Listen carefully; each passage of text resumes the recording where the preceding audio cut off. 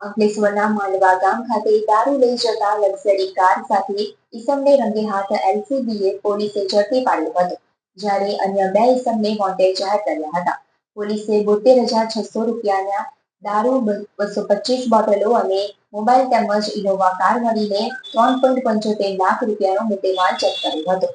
LCB પોલીસે ચોક્કસ માહિતીના આધારે વોચ ગોઠવી દારૂનો જથ્થો ઝડપી લીધો હતો. ભરૂચ એલસીબી પોલીસની ટીમ અંકલેશ્વર વિસ્તારમાં પેટ્રોલિંગમાં હતી તે દરમિયાન ચોક્કસ માહિતી મળી હતી કે ઝઘડિયા તરફથી એક ઇનોવા કારમાં દારૂનો જથ્થો નેશનલ હાઈવે તરફથી માંડવા તરફ લઈને ઈસમ પસાર થવાનો છે.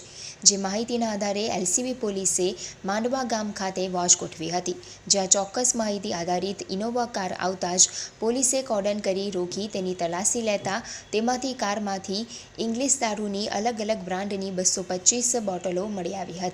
પોલીસે કાર ચાલક વાલિયા ડહેલીના રિંકુભાઈ રામુભાઈ વસાવાની ધરપકડ કરી હતી, તેમજ તેની પૂછપરછમાં ઝઘડિયાના નાના સાંજા ગામના અલ્પેશ અને ઠાકોર અને ઉર્ફે ભીમા નામના ઈસમોના નામ સામે આવતા પોલીસે બંને ઈસમોને વોન્ટેડ જાહેર કર્યા હતા અને અંકલેશ્વર બી ડિવિઝન પોલીસ મથકે 72,600 રૂપિયાનો દારૂનો જથ્થો, મોબાઈલ અને ઇનોવા કાર મળીને 3.75 લાખ રૂપિયાનો મુદ્દેમાલ જપ્ત કરી ફરિયાદ નોંધાવી વધુ તપાસ શરૂ કરી.